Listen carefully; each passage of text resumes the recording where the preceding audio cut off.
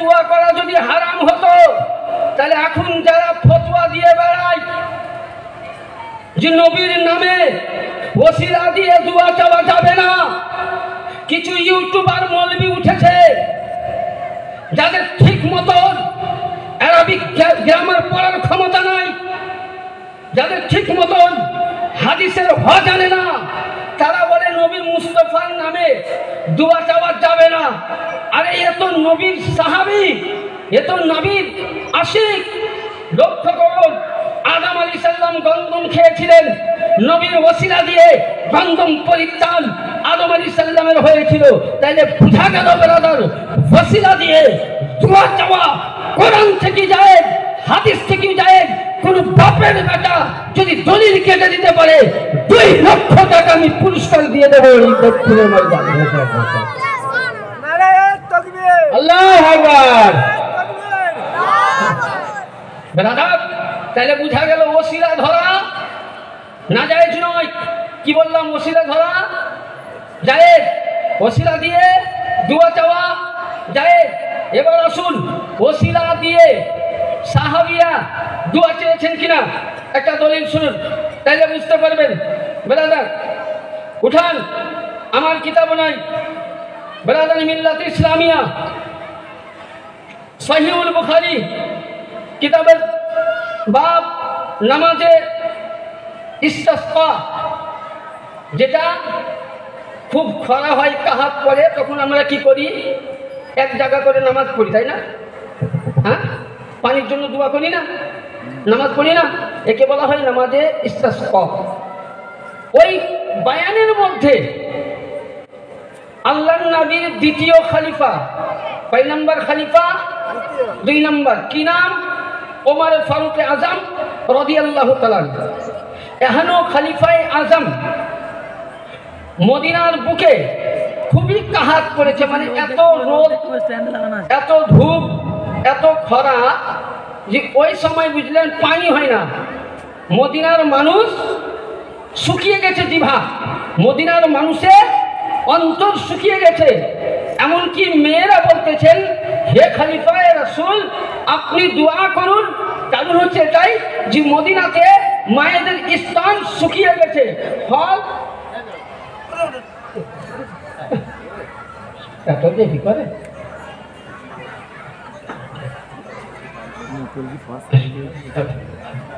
আমাদের এরবার নরাজপুরে প্রাক্তন ইমাম সাহেব ছিলেন, আপনারা সকলে চিনেন আমার চাইতে বেশি, উনি এসছেন। ইনশাআল্লাহ বিরক্ত হবেন না, পরস্পর বক্তা আছে। বেরাদার, তো আল্লাহর নবী সাহাবী, কি নাম? ওমর ফারুক।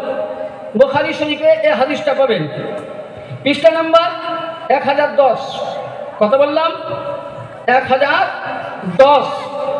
উমর ফারুক আজম ওই কাহাতের মধ্যে, দুর্ভিক্ষর মধ্যে, গরমের টাইমে দোয়া করছেন। তো আমরা কি বলে দোয়া করি যে হে রব্বুল আলামিন, আমাদের মুফতি সাহেবকে বলবেন তো উনি আল্লাহর কাছে নবী পাকের ওসিলা দিয়ে দোয়া চাইবেন, আহলে বাইতের ওসিলা দিয়ে দোয়া চাইবেন, শেখ সাদি রহমাতুল্লাহ আলাইহির ওসিলা দিয়ে দোয়া চাইবেন, খাজায়ে গরিব নওয়াজের ওসিলা দিয়ে দোয়া চাইবেন, গৌসে আজমের ওসিলা দিয়ে দোয়া চাইবেন, আহমদ রাজা ফজলে বরেলভী দিয়ে দোয়া চাইবেন। তাহলে বিভিন্ন জায়গায় বিভিন্ন ওলির নাম দিয়ে দোয়া চাইবেন।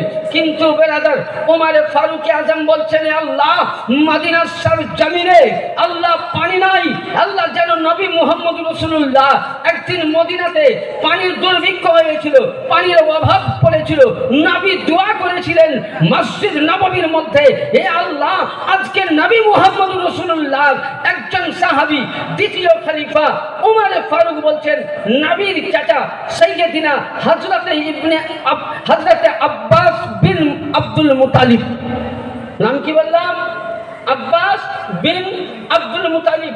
আব্বাসের নাম দিয়ে দোয়া চাইছেন, আল্লাহর কাছে ফরিয়াদ করছেন।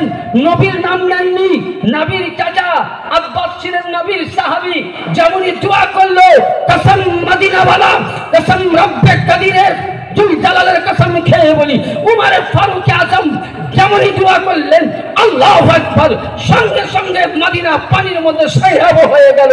এক ব্রাদার, যদি উমর ফারুক আজম নবীর ওসিলা নাই, নবীর চাচা আব্বাসের দোয়া নাম দিয়ে যদি আল্লাহ পানি দিতে পারে, তাহলে যে মুস্তাফা না আসলে নামাজ হতো না, যে মুস্তাফা না আসলে রোজা হতো না, যে মুস্তাফা না আসলে হজ হতো না, যে মুস্তাফা না আসলে কোরআন পেতাম না, যে মুস্তাফা না আসলে মাহে রমজান পেতাম না, যে মুস্তাফা না আসলে বলি আসতো না, যে মুস্তাফা না আসলে মসজিদ আসতো না, যে মুস্তাফা না হলে জগৎ আসতো না। তাইলে যদি আব্বাসের নাম দিয়ে দোয়া করলে আল্লাহ যদি কবুল করে, মুহাম্মদের নামে আল্লাহ কেন দোয়া কবুল করবে না বলে? সুবহানাল্লাহ, সুবহানাল্লাহ। ব্রাদার, তাহলে বুঝা গেল বুজুর্গানের নাম দিয়ে দোয়া করা জায়েজ আছে। এবার আসুন ব্রাদার, আমরা যে আল্লাহর ওলির দামান ধরি, কেন ধরি, কিসের জন্য ধরি? অনেকেই বলছেন নবী তো যথেষ্ট, কিন্তু এটা আমি বলছি না, এটা আমার ভাষা নয়। খালি বুখারী, মুসলিম, তিরমিজি, আবু দাউদ, নাসাই, ইবনে মাজাহ বিভিন্ন কিতাব দেখলে না, উপরের ইতিহাসের আগে কিতাব দেখতে হবে, তারিখের কিতাব উঠাতে হবে, আরো বিভিন্ন হাদিস উঠাতে হবে। নবী পাক সাল্লাল্লাহু আলাইহি সাল্লাম ইনি শ্রেষ্ঠ আখেরি পয়গম্বর ছিলেন। ইনার পরে কোন নবী আসবে? রাসূলের পরে কোন রাসূল আসবে? আসবে না। নবী যখন 1,25,000 সাহাবার মজমুআয়, খুব মন দিয়ে শুনবেন মশলাটা, আমি খুব গোটাতে যাচ্ছি বক্তব্যটাকে। এবার আসুন, ওই সময় আল্লাহর নবী সমস্ত সাহাবায়ে কেরামকে ডাকলেন আর বললেন, সাহাবায়ে ইজাম তোমরা শুনো, এই কোরআন খানাকে আমি করলাম কি হযরতে মাওলা আলী শের খোদা কররামাল্লাহু তাআলা ওয়াজহুল কারীমের হাতে দিলেন। জোরে বলেন সুবহানাল্লাহ, সুবহানাল্লাহ। জোরে বলেন সুবহানাল্লাহ, সুবহানাল্লাহ। আলীর নাম নিতে গেলে গা জ্বলবে কেন? গা জ্বলবে? এখন কিছু মৌলবি বেরিয়েছে নামাজি মুসলমান, বলছে আলী আলী করনেওয়ালা শিয়া হয়ে গেছে, বলে না হযরত? বলে না আলী আলী করনেওয়ালা শিয়া হয়ে গেছে। আরে আমি আপনাকে একটাই মশলা দেই যে আলী একটাই এমনই জিনিস, আলী একটাই আর নাম, আলী যার নাম, যে নবী মুস্তাফা বলেছেন আলীকে দেখা ইবাদত, আলীর চেহারা দর্শন করা ইবাদত, আলীর জিকির করা ইবাদত, আলীর বংশের প্রতি মোহাব্বত রাখা ইবাদত। আলীর বেলায়াত না থাকলে, আলীর ওলিয়াত না থাকলে, আলীর বেলায়াত না থাকলে আজ আব্দুল কাদের জিলানী হতো না, খাজা মঈনুদ্দিন হতো না, মাহেরা হতো না, এমনকি শেখ সাদী রহমাতুল্লাহ আলাইহি হতো না। ইয়ানি বুঝা গেল পৃথিবীর সমস্ত ওলি, পৃথিবীর সমস্ত দরবেশ, পৃথিবীর সমস্ত ফকির, পৃথিবীর সমস্ত আওলাদ আলীর আওলাদ, আলীর বংশ থেকে। আলী না হলে ওলি আসবে না। সুবহানাল্লাহ, সুবহানাল্লাহ। নারায়ে তাকবীর, নারায়ে তাকবীর, নারায়ে সালাহ। সুবহানাল্লাহ, সুবহানাল্লাহ।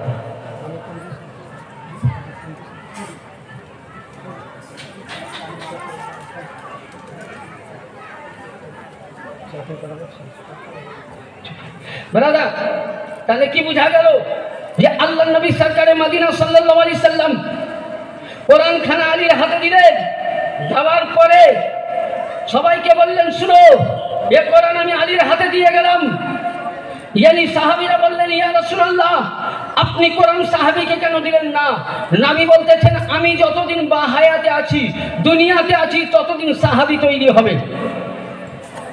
নবীর পরে আর কোন সাহাবী তৈরি হয়েছে বাপজিরা? নবী চলে যাওয়ার পর কোন সাহাবী হয়েছে? নবী বলছেন হয়নি। হাদিস বলেন না, নবী যতদিন ছিলেন ততদিন সাহাবিয়াত ছিল, নবী চলে যাওয়ার পর সাহাবী আর হয়নি। আল্লাহ নবী বলতে চাইছেন যে কেউ সাহাবী 100 বছর বাঁচবে, 150 বছর বাঁচবে, 200 বছর বাঁচবে, 300 বছর পর হয়তো সাহাবীদের জামানা পাক বন্ধ হয়ে যাবে, তাবেঈনরা আসবে, খোলাফায়ে রাশিদিনরা আসবে। তাহলে কোরআনটাকে হেফাজত কে করবে? আল্লাহ নবী বলতেছেন যে শুনো শুনো সাহাবায়ে কেরাম, আমি শ্রেষ্ঠ নবী, মা কানা মুহাম্মাদুন আবা আহাদিম মিন রিজালিকুম ওয়ালাকিন রাসূলুল্লাহ খাতামান নবীন। না নবী किसी का बाप है, ना नबी किसी का भाई है, ना नबी किसी का ब्रदर है, वो नबी सिर्फ अल्लाह के पैगंबर है, वो आखिरी नबी है। यानी अल्लाह हर चीज पर कादिर है। यानी बुझा गেল ब्रदर, नबी श्रेष्ठ नबी। नबी বললেন আমার পরে নবুয়ত বন্ধ, আর কোন নবী আসবে না, যেন পৃথিবীর আমার উম্মতে মুহাম্মাদি উম্মতে মুহাম্মদী যেন পথভ্রষ্ট না হয়, উম্মতে মুহাম্মদী যেন কোনো খারাপ মধ্যে না যায়। নবী বলতেছেন, আমি আমার আওলাদ আলী মুর্তজার হাতে তুলে দিলাম, মা আল কোরআন আলী, ইন্না কোরআন আলী, ইয়ানি আলী কোরআনের সঙ্গী, কোরআন আলীর সঙ্গী, ইয়ানি কিয়ামত অবধি আলীর ঘরানা থাকবে।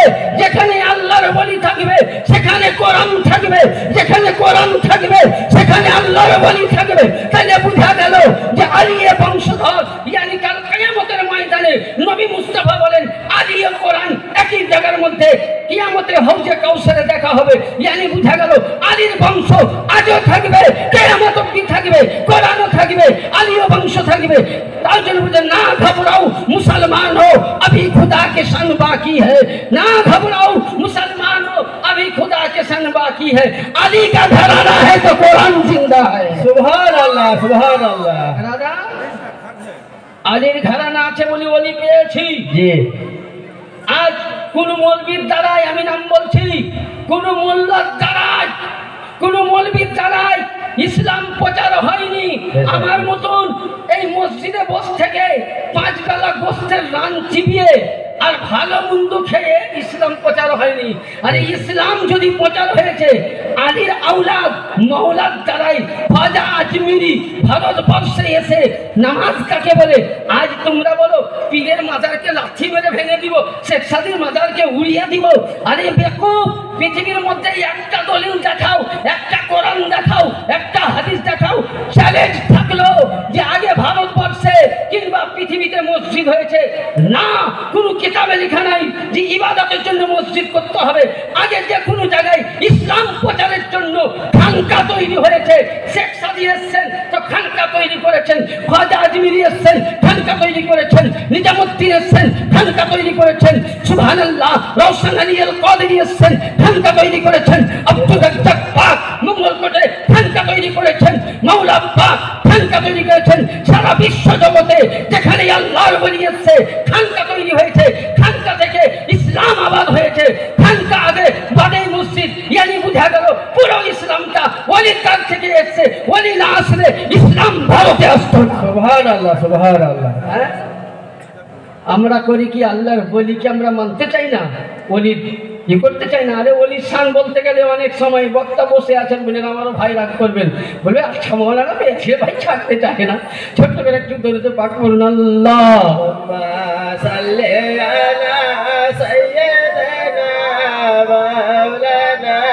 সাল্লাল্লাহু আলাইহি সাল্লাম। কালকে রোজা তো দেখি, ও কালকে না পরশু? পরশু আমার খেয়াল ছিল, ভুলে গেছি। কাল তারাবি সকলে রোজা রাখবেন তো ইনশাআল্লাহ? সকলে রাখবেন তো ইনশাআল্লাহ। আচ্ছা তো এখন মধ্যে কে কে রাখবেন? হাত উঠান তো একবার দেখি। সুবহানাল্লাহ, সুবহানাল্লাহ, সুবহানাল্লাহ। তাহলে একটা কথা বলি, আমরা ওলির দরবারে এসেছি, হ্যাঁ তাই তো? ছোট্ট হাদিসে পাক বহুত কথা ছিল বাবজি আমার, মানে গুটিয়ে নিয়ে এসেছিলাম, কিন্তু আমাদের মুফতি সাহেব যে হুজুর সময় খুব অল্প, তো যাই হোক সংক্ষিপ্ত। আমরা বলি দরবারে যাই, অনেক আলোচনা আছে। আজকে ছোট্ট একটা কথা বলবো, বলি শান দেখুন যে আমার খাজা, আমার গৌসে সমদানি শেখ মহিউদ্দিন আব্দুল কাদের জিলানী আল বাগদাদি আল হাসান আল হুসাইনি রাদিয়াল্লাহু তাআলা, উনি যেদিন জন্ম নিয়েছিলেন এই শাবান চাঁদের শেষ তারিখ, মাহে রমজান প্রথম তারিখে, জোরে বলুন সুবহানাল্লাহ। উনি যখন পৃথিবীর মধ্যে আসলেন তো ওই সময় দেখবেন বাচ্চা যখন কান্না করে মাকে দেয় পরিষ্কার করে, তখন দাইমা করেন কি ওই মায়ের কোলে দিয়ে মা তখন স্থানের দিকে নিয়ে যায় না? হ্যাঁ, তো সেই দিন কিন্তু আকাশে মেঘলা কারণে বললেন চাঁদ দেখতে পাইনি। তো গ্রামের লোক মানে বাগদাদ নগরে হতভঙ্গ হয়েছিল যে রোজা রাখবো কি রাখবো না। অনেকেই কিন্তু সেহরি করেছিল বুঝলেন, বলে সকালবেলা আবু সালে মুসা জঙ্গি দোস্ত আলাইহি রিদওয়ান বাড়িতে চল, ওনার বাড়িতে গিয়ে খবর নিয়ে যায়। বলছে হে উম্মুল খায়ের ফাতেমা, তোমরা কি রোজা রেখেছো? বলছে হ্যাঁ। বলে কি করে চাঁদ দেখেছো? বলে না আমি চাঁদ দেখি নাই। বলে তবে কি করে রোজা রাখলে? বলে আমার বেটা যেদিন জন্ম হলো আব্দুল কাদের জিলানী, সেদিন ছিল এই রমজানের তারিখে। ওই সময় আমার ছেলেকে পরিষ্কার করে আমার স্তনের দিকে লাগাতে গেলাম, তো ওই বাচ্চা আব্দুল কাদের জিলানী রাদিয়াল্লাহু তাআলা আমার স্তনের মধ্যে হাত দিয়ে জানিয়ে দিলেন যে আমি জান, আমি পৃথিবীর মধ্যে আপনার গর্ভে এসে সত্যই, কিন্তু আরশে আযম থেকে আমি সেহরি করে আমি রোজা অবস্থায় দুনিয়াতে জন্ম নিয়েছি। সুবহানাল্লাহ।